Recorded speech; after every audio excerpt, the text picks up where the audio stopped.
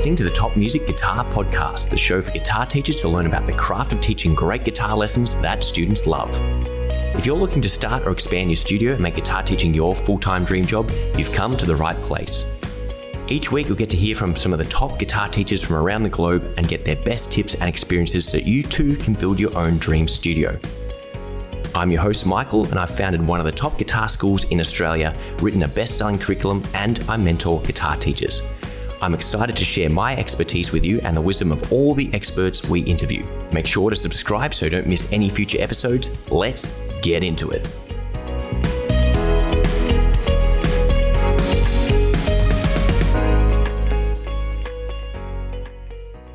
Hello and welcome to another episode of the Top Music Guitar Teaching Podcast.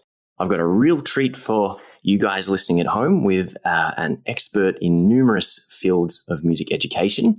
Someone I first met at Tim Topham's Piano Pivot event, which was a fantastic event way back in 2020, and someone who, despite being a piano teacher, is going to share a wealth of knowledge on topics of musical education, on music business, and share all the wonderful things that he's doing. So, Paul Myatt, welcome to the Top Music Guitar Teaching Podcast.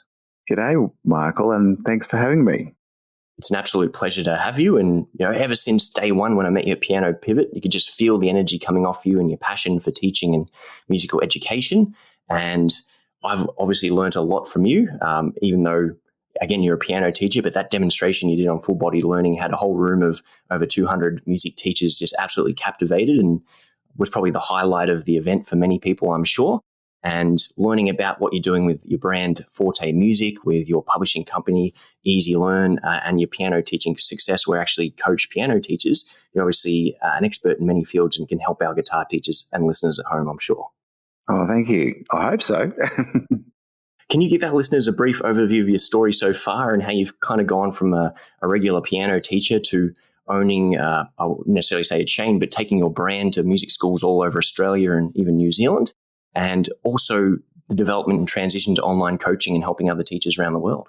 So I'm the co-founder of Piano Teaching Success and Forte School of Music. We help teachers engage and motivate students by coaching them through the whole body learning approach, teaching success guides and backing tracks so that we can help teachers accelerate their teaching success and get student achievement and engagement, which means students stay longer, helping teachers to earn more and facilitate the growth that they want to see in their studios.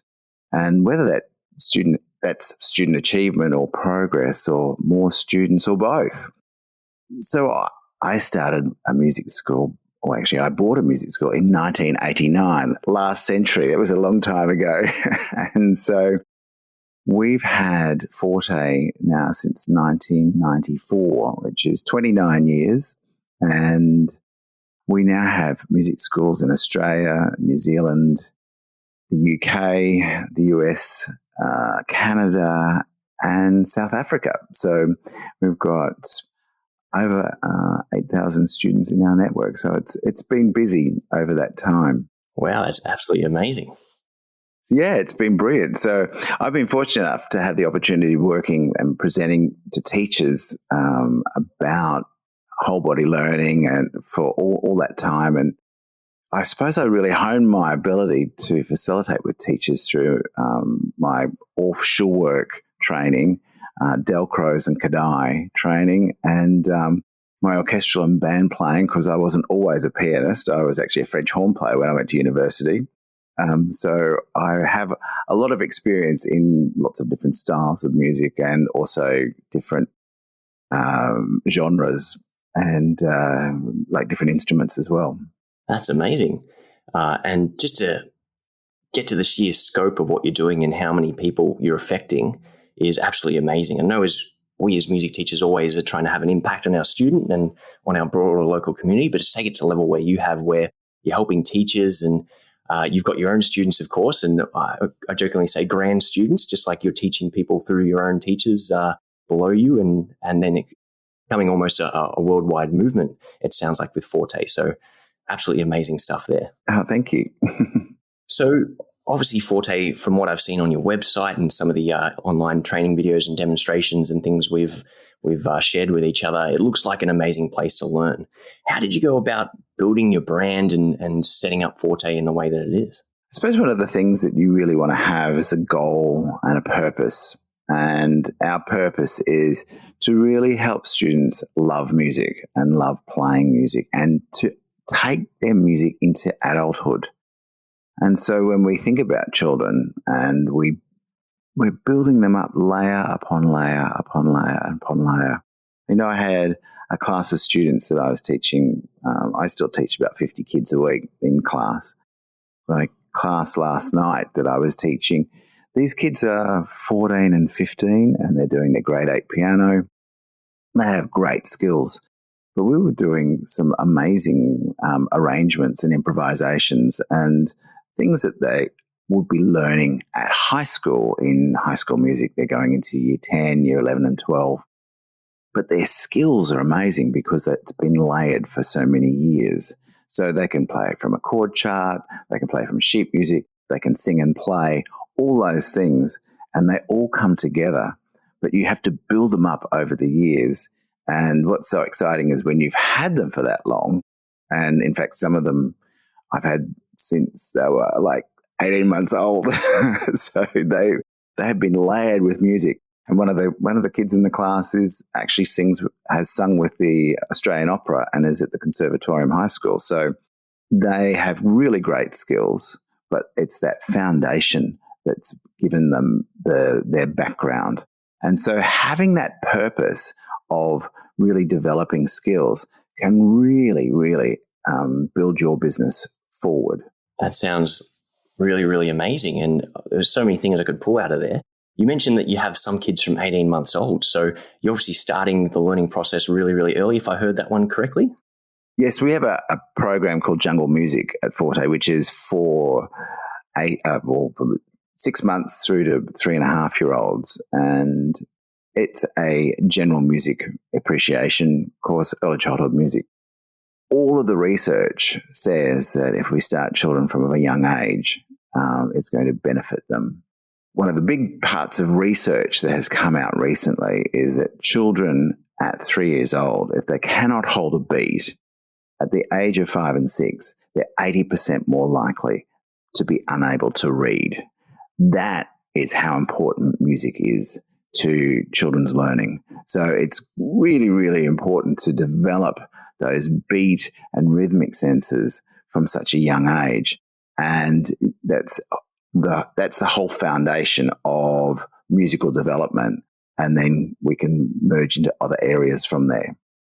Yeah, really, really amazing stuff and alarming statistics, I'm sure, for many of our listeners. So I would also, deviate from some of the things we said we talk about, but the importance of musical education and how do you go about planting the seed with parents that this is going to be a journey that's going to take a lot of years? Because I think a lot of teachers get frustrated because parents will often withdraw their kids out of lessons, after 6 months. Why doesn't my child play this after 6 months of lessons? So how do you go about setting expectations with parents and nurturing this long-term relationship over decades? It's a communication strategy. You need to be doing it all the time and through newsletters and talking to parents. So developing their understanding of the importance of music education. I always find one of the things that they really are concerned about is my child's not learning to read the music. And it's like, we don't play music to be able to read it. That's a tool in our toolbox.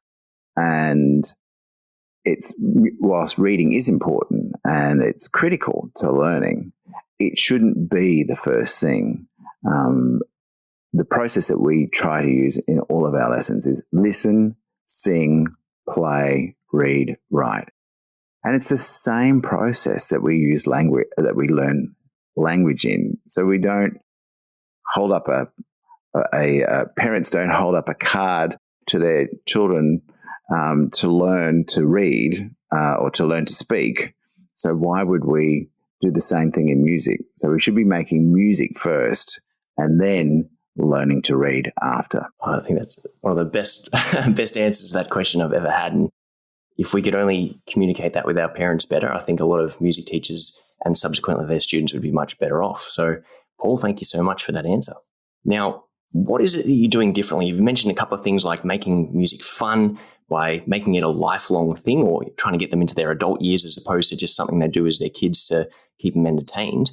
What are you doing differently at Forte that gives you that wow factor? It's the process that we use, which is called whole body learning. And whole body learning is based on Orff, Delcros, and Kadai principles, and also using technology.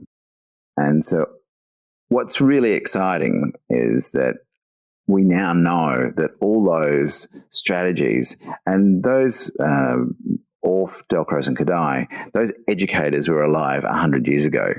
But they really knew what they were doing. But now we have the neuroscience that proves what we do actually works. And I was part of a PhD study with Dr. Robin Staveley from the University of Sydney on embedded cognition and neuroscience in music pedagogy.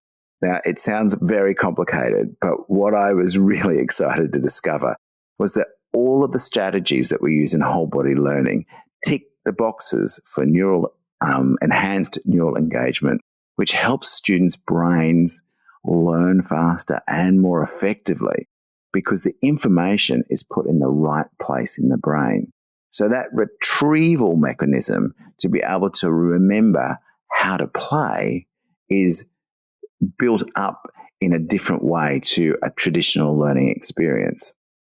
Now, we know, and I'm sure you have had elderly parents or elderly friends who if you play a piece of music, it instantly comes back to their memory and they can sing it. We know that old people who have dementia will sing songs from their childhood just from hearing them. So the music is really, really critical to memory. And to get it in the right place, we need to use multisensory and multimodal strategies. So multisensory is obviously using our senses, so seeing and listening and moving. We don't do taste so much with in music. Obviously, if you were a chef, that would be a critical sense for you. But in music, we use visual, auditory, and kinesthetic. And then multimodal. So if you're sitting in the one place in a lesson, that is not great for learning. Kids need to move. So you need to have different stations in your studio. So you might be down on the floor. You might be doing some percussion instruments. You might be standing up and moving. And one place might be sitting down, reading the music. So those multimodal areas are really important. And then, of course, the third one is music. So we call it the 3 M's of learning. So multisensory, multimodal, and music. Wow, there's so much going on in there. And it's just so much deeper beyond what the average music teacher does in a lesson, at least within, the contemporary guitar kind of teaching. How I was told to teach people when I went for my first teaching job, and what I experienced in my lesson was, what song do you want to learn? How do we teach you the song? And maybe you've got an exam coming up, so we better prepare a few things for that.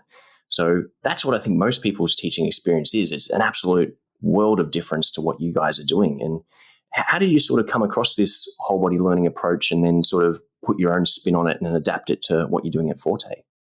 This approach can be used with any piece of music. It's about how you approach the music. So from guitar perspective, it would be looking at the piece of music. The first thing you need to have is a recording. So you need to have something to listen to. So that might be you as the teacher playing for the student. I prefer to have a backing track because that allows me to be able to play along with the student. So we have the sound of the music, and then we want to have a listening with purpose activity. So in that listening with purpose activity, you're going to move, sing, play percussion, could be any number of things that you might do. But it has to be specific around the piece of music. So there has to be some learning outcome from that listening with purpose activity. So it might be a rhythm pattern, it might be a melodic contour, it might be a harmony or the chords. There's many things it could be. So you need to pick that from the piece of music and you'll do something with that. So, for example, maybe it's a percussion, a rhythm, and you put it on percussion and play the percussion instrument along with the track. Then you might put that rhythm into your playing. So you use a little chunk, so that rhythm pattern might appear several times in the piece of music. So it's called chunking down. So you take a little piece, you perfect that little piece, but then you put it back in the whole. So it's whole, part, whole. So you start with the whole thing, so there's an understanding of the complete picture of the music. You find a piece, a chunk that you're working on, and then you put that back into the whole where you're listening and participating with the music. Amazing stuff. And I could talk to you for, I'm sure, days and days about this awesome stuff. But where can our listeners who want to find out a little bit more about this approach, do they just look you up on Piano Teaching Success? Is this where they can find out a bit more about whole body learning? Yes, we've actually got a course coming up for instrumental and piano teachers. So I'm actually doing a live course this weekend in Sydney. This course is about why piano and instrumental teachers using activities like multisensory learning and the neurological impact that has. And so it's a course that we have coming up for piano and instrumental teachers. And yes, of course, people can find out even more at Piano Teaching Success. So this episode is probably going to come out roughly about the same time you're doing that course. So we'll make sure we include all the relevant links. And of course, when the actual course itself comes out, please let us know and we'll make sure we update that with our user base and make sure we can send them in your direction. Because for the listeners, I can't stress enough witnessing this firsthand in a live scenario at a workshop. It was absolutely amazing. And it was such a new perspective and stuff that you may have read about or heard about or even chanced upon in your own teaching and gone, oh, that worked a lot better than normal. What did I do differently? And then kind of forgotten about it. But if you can actively use this full body approach in your lesson, everything from just having your students clap along to a rhythm or hum along or sing it, it is way, way, way more powerful because it just engages so much connections in their brain. It's not just the pick up your instrument and play it. They're thinking about it actively, they're listening to it, they're copying rhythms, and it is just so much more powerful than your standard approach to teaching. So definitely visit Paul's Piano Teaching Success page and get in the loop with that full body stuff. Now, Paul, you have also taken Forte beyond just working for yourself, and you've got a number of different licensees all around Australia and New Zealand. And as you mentioned before, there's a few in the United Kingdom and even South Africa. So you're helping teachers all around the world deliver your method and reach a greater number of students. So how did you first go about expanding your operation to include licensees? I suppose the first thing was teacher training and developing a system to be able to help our teachers and support them. Because our teachers are our most important people, and they're the ones that are earning the income for us. And so we needed to support them and help them learn how to teach better and teach more effectively so that they were able to hold on to their students and keep their own income. So it starts with teacher training and that and having a system. And, you know, it's not like McDonald's where every burger has to be the same. We're teaching children. You know, every child is different and every child is unique, or adults as well. You know, everyone is a unique individual. So it's creating an individual learning strategy for every single student. So part of that is having a really strong curriculum as well, and then having the support materials and access to support materials to help people, help teachers support their students. And then the second part of it is actually having good business skills. Business skills are critical to run any business, including a music school or a music studio. Or even a solo performing career. And most self-employed musicians don't realize they're actually business people or entrepreneurs. Absolutely. In our group piano, we talk about three things. The success is we have the three M's of group piano studios. The first one is methodology and having a good methodology. And so, of course, we have whole body learning. The second one is marketing, because we're teaching group piano. It doesn't matter whether you're teaching group or individual, you still need to market. And the more effective you are at marketing, the more students you're going to have. That's a reality. And the third one is mindset. So you've got to believe that you can do it. And mindset is absolutely critical for your success. And just on the topic of mindset, it's something that I'm really passionate about, and is a big reason for all the wonderful things that I've ever done coming to fruition. A lot of people are really skeptical of this mindset kind of thing. So what would be your approach to getting potentially some of your own clients or people who are new to goal setting, mindset training, success principles into an awareness of what it is and how to implement it into their routine or life or into their being? That's a big question. Well, there's some, the touch phrases of, if it's going to be, it's up to me. It always comes to mind. And we know that, if you're going to do an exam, it really is up to you. I did a grade 8 singing exam, classical singing, a couple of years ago, and I got an A for it, and I was really working hard to get that, to achieve that. And that was my own personal goal, to do that. And I think you can see that with anyone. If they want to do something, then they're going to be successful to do it. So it's really up to you, and there are no shortcuts. You've just got to believe in yourself. And how do you, if you do, transfer these success principles into your students, into some younger learners? Oh, again, that's a great question. I'm not sure I have the perfect answer for you, because we have so many different styles of students. I'm amazed at the kids, these kids that I was teaching again last night. Now, they've all got up to grade 8 piano, which is a fairly high level, and they all have different personalities. Some are very confident, some aren't as confident. And I know one girl, she does lack confidence, but in some areas, but doesn't in other areas. And even last week, she said at our lesson, "I feel like I'm the dumbest person in this class." She said, "But when I go to school, I'm like the smartest person."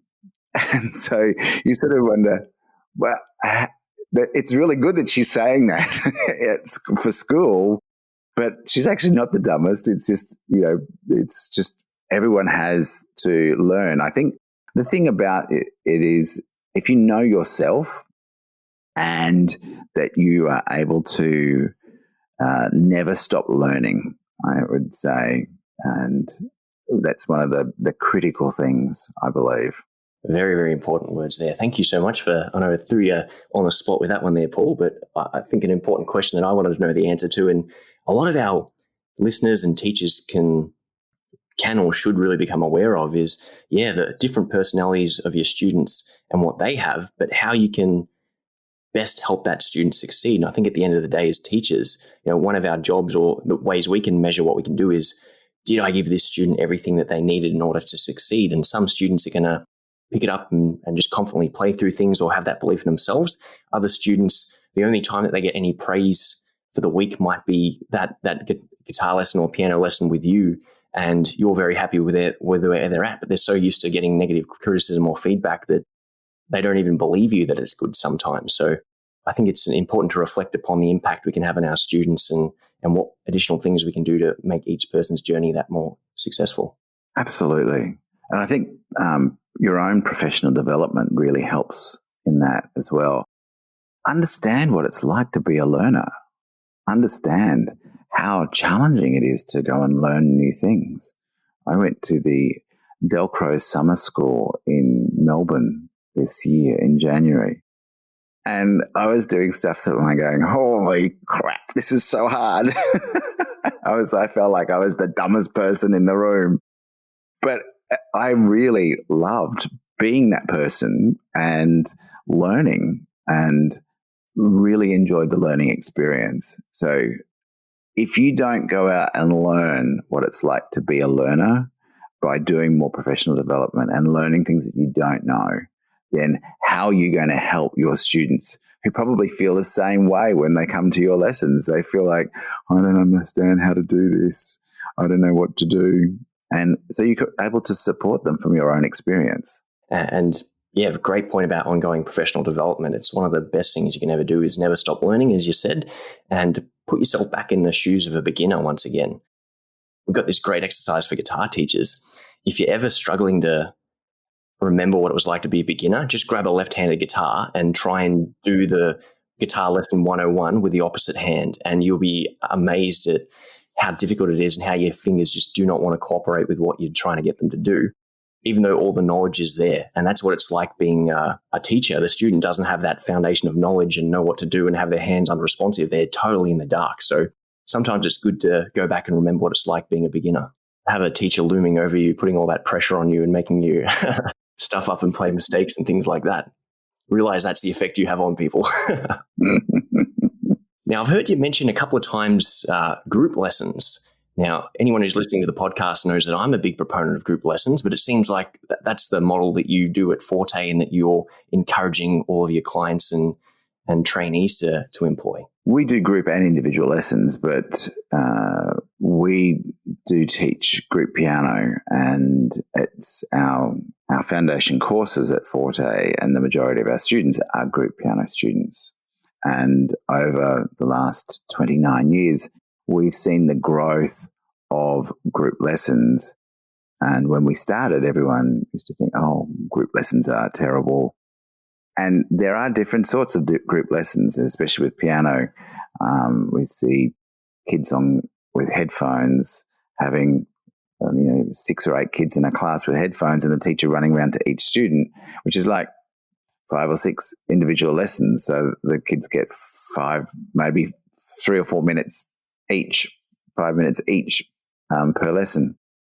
Group lessons are really, if you're going to teach group lessons, they need to be a musical response, and the children need to work together. And that's when it's a great group lesson. So, for example, in piano, it's singing together, playing together, moving together. Same thing in guitar, singing together, playing together, moving together. And I suppose the biggest challenge for a guitar teacher is trying to keep all those instruments in tune. We have an advantage at piano. 100%, yeah. I was just going to say the big focus, it's obviously the start of the school year here in Australia, and we've got a big flood of new students coming in. The first 3 weeks, the first 5 minutes of every lesson is, guys, we're going to teach you how to tune up your own guitars. And that way, when you get here early, as soon as you get in the waiting room, grab your guitar out, get it tuned up. And yeah, if you're doing groups of like 6 to 12 kids, you just can't take the time to individually tune every single guitar. Yeah, exactly. But I'll pass it back to you there, Paul. You were going to say something? Oh, I was just going to say that opportunity, it's a great opportunity for learning for the kids as well. And we find that parents often, to start with, they are nervous about group lessons. And then as the children love coming, I had one boy this week who is in a different class. I think he's working on his grade 6. His mum said, "Oh, the band master at school wants him to be at band lessons, and he wants to come to his grade 7 actually piano lesson." And he said, "Oh, I just love coming to group piano lessons because he's with their friends and they are learning together." And I think that's one of the real advantages, that they build relationships. One of the challenges with group lessons is always when you have different levels in the class. And that is the biggest challenge, I think, for teachers, when you have multiple levels in the class. And that's why you need to have lots of group classes, because you need to move those kids ahead and you need to stream your classes into abilities. And what I've found with my classes, having taught like this for so many years, is there'll be often one child who's the best kid in the class, and they love being the best kid in the class. And then you move them to a more advanced class, it allows another child to blossom to be that best kid. And so it really is great for kids to have the opportunity to grow. And I've also found that kids, maybe saying, I'm using piano levels here just because it's easier, but a perfect example of a kid who's now in my grade 7 class. Back at grade 1, she wasn't one of the talented kids in the class. She just went to grade 2, but I'd taken some other kids out of that class and put them in a grade 3 class. Well, during her time in grade 2, she improved enormously. So then she skipped grade 3 and went to grade 4. So she's now probably the best kid in the grade 7 class, but back in grade 1, she wasn't. And it's about how you develop those children's skills over the time, and you let them flourish at the rate that they need to flourish. Yeah, that's a really important point. And I think a lot of teachers are rushing kids to a result, and sometimes placing the weight on how good or bad someone is by how fast they can get to a deadline. But it obviously goes beyond that to say, hey, as long as we stick with it long enough, we're going to get there.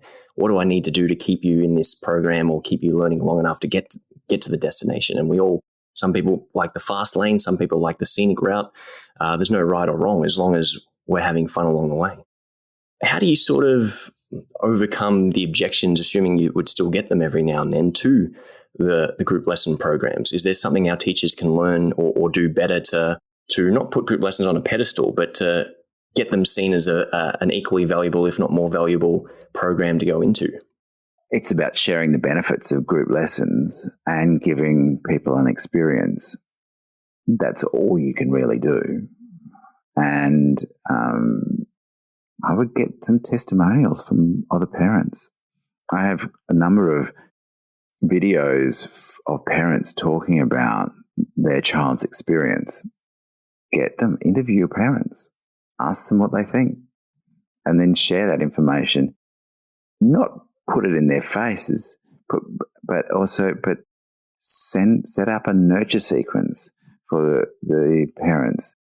Tell them how to help their kids be successful in that group lesson, and explain they don't do group lessons at school. They do group lessons at school, as in like when they're learning 25 kids to a group, to be precise. Yeah, exactly. They are doing group lessons at school, and they don't get as much individual help at school, but they still survive and they thrive often. And so it's about learning together actually helps, and they learn from each other. And that's one of the critical things about whole body learning, is that the student is actually learning effectively by seeing other people do the same thing, because that really helps the learning process. Yeah, and I think being part of the group is so essential, but it is that whole experience. There's so many things you can do in a group lesson that you can't do in a private lesson, but there's nothing you can do in a private lesson that you can't really do in a group lesson, apart from give you 100% of the attention the whole time. And for many people, that's actually terrifying. Well, the other thing is that in my classes, when students are the most successful, they're celebrated by becoming the assistant teacher, or sometimes I often call it the policeman. Can I be the policeman? So they have to go around and help the other students learn it. And so that reinforces the learning for that student as well.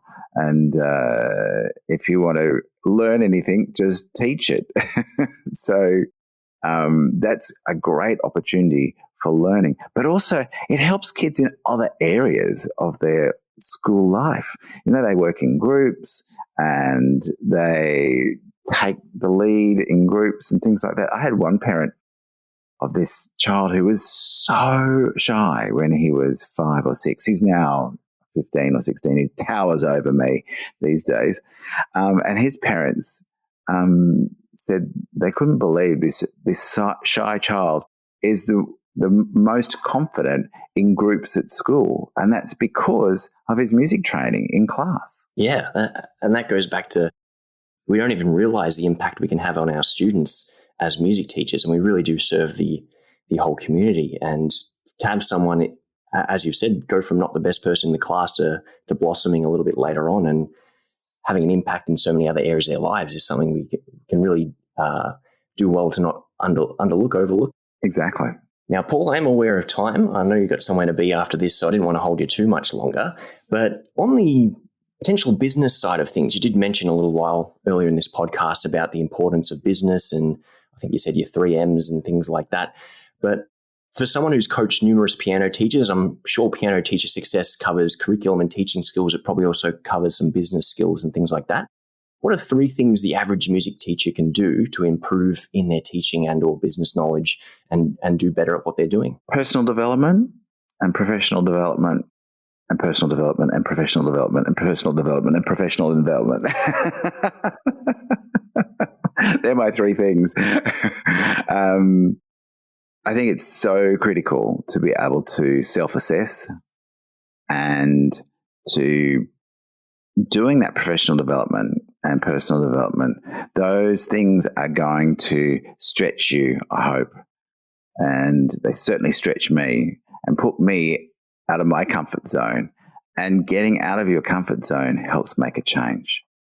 And so that professional development and personal development is really going to help you be more successful. And don't stop learning. Couldn't agree more. Now, Paul, you've been in the game for quite a long time, as you mentioned a little bit earlier. What are some mistakes you've made along the way, that couple that you never ever do again, but others that were really great learning opportunities despite potentially being devastating at the time? You've got 2 ears and 1 mouth. Use them in that percentage. I think not listening and trying to railroad people into doing things and learning a really great, tragic experience, but learning to listen to people has been one of the most important things. And as a young person or younger person, I would sort of railroad, and I think you can get people offside very easily. And you're not meaning to, but you're not listening to their experience or their how they feel and taking into account how they feel. So that's been a really critical learning part in my life. Fantastic little answer there. And I'm sure we've all had those experiences where we really put our foot in it, wish we could go back and change things, but having that self-awareness to not do it in the first place unwillingly or unknowingly is a very important lesson. Now, Paul, do you have any, you obviously mentioned a workshop you're doing in the next week or 2. Do you have any other programs or projects you've got coming out very soon? Well, as I said before, I've got this workshop coming up starting on the 11th of March. It's why piano and instrumental teaching with ORF has neurological impact. And I'm very excited to be working with Dr. Robin Stavely, who did her PhD in embodied cognition and music pedagogy. And it's about why you would use all this multisensory, multimodal approach and what happens in the brain. And that is a really critical element. So we'll definitely post the links to where we can check that one out for all our listeners at home. Because, guys, I cannot stress enough, go check out Paul's stuff, whether it's online, if you get the chance to do it in person, even better, because it's totally mind-blowing stuff and it will have a huge impact on your students and the way that you run things.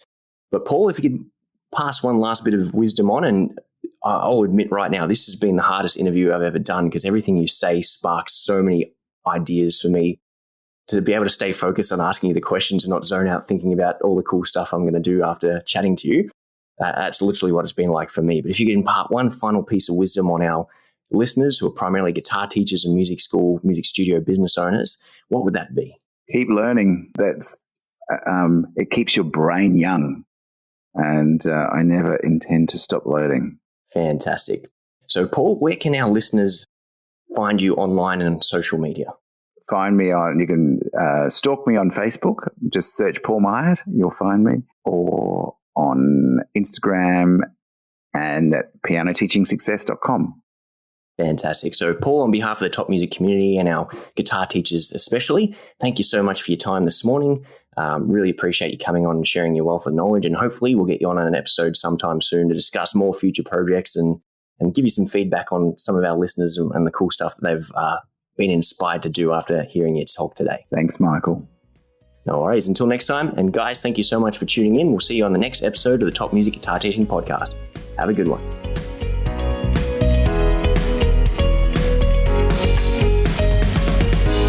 If you enjoy this show and want to hear more of our work, be sure to subscribe to this podcast.